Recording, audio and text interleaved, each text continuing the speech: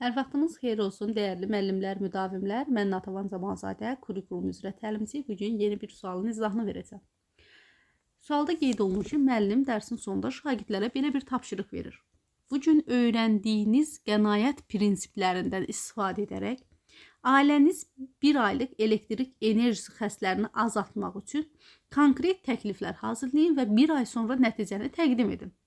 Bu fəaliyyət Qanyenin öyrənmə şərtləri nəzəriyyəsinin hansı addımla və hansı inteqrasiyaya uyğun tapşırıqdır? Cavablara baxaq. Cavablara baxmamışdan əvvəl onu qeyd edim ki, siz daha çox suallar işləmək üçün, daha çox sınaqlar işləmək üçün bizim sınaq qrupumuza qoşula bilərsiniz.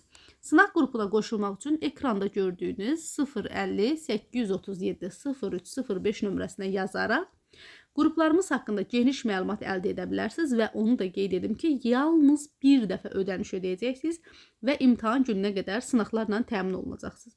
İndi cavablara baxaq. Cavablarda gördüyünüz kimi müəllimlər, situasiyada görürsünüz ki, bu daha mürəkkəb tapşırıqdır.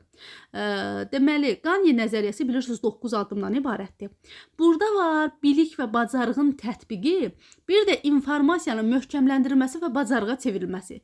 Bu iki mərhələni bəzən müəllimlər qarışdırır. Yəni deyirlər ki, müəllim, bu testdə nə bilək, bu bilik bacarığın tətbiqidir, informasiyanı möhkəmləndirib bacarığa çevrilməsidir. Bunlar oxşardır axı. Orada da tapşırıq eləyir, çalışma eləyir, burada da. Müəllimlər, hər hansı bir tapşırıq daha mürəkkəb bacarıqdır, daha mürəkkəb fəaliyyətdir, yaradıcı tapşırıqdır, düşündürücü tapşırıqdır, esselərdir. Bu cür olanda bu informasiyanı möhkəmləndirib bacarığa çevrilməsidir. Misal üçün, mən fonetik təhlil keçirəm. Fonetik təhlili izah edəndən sonra 3 dənə söz yazıram, deyirəm bu sözü fonetik təhlil edin. Əgər bunu edirlərsə bunlar dərs müddəti, bu olur bilik bacarığın tətbiqi. Amma görürsünüz, ailənizin bir aylıq elektrik enerjisi xərclərini azaltmaq üçün konkret təkliflər hazırlayın. Bir ay sonra nəticəni təqdim edin. Bir ay sonra. Bu layihə işidir. Bunu şagird gedib araşdıracaqdır. Və bu nə olur? Bu görürsünüz daha mürəkkəb bacarıqdır. Ona görə bu olur informasiyanın möhkəmləndirilməsi və bacarığa çevrilməsi və inteqrasiya kimi də təbii ki, fənüstü inteqrasiya.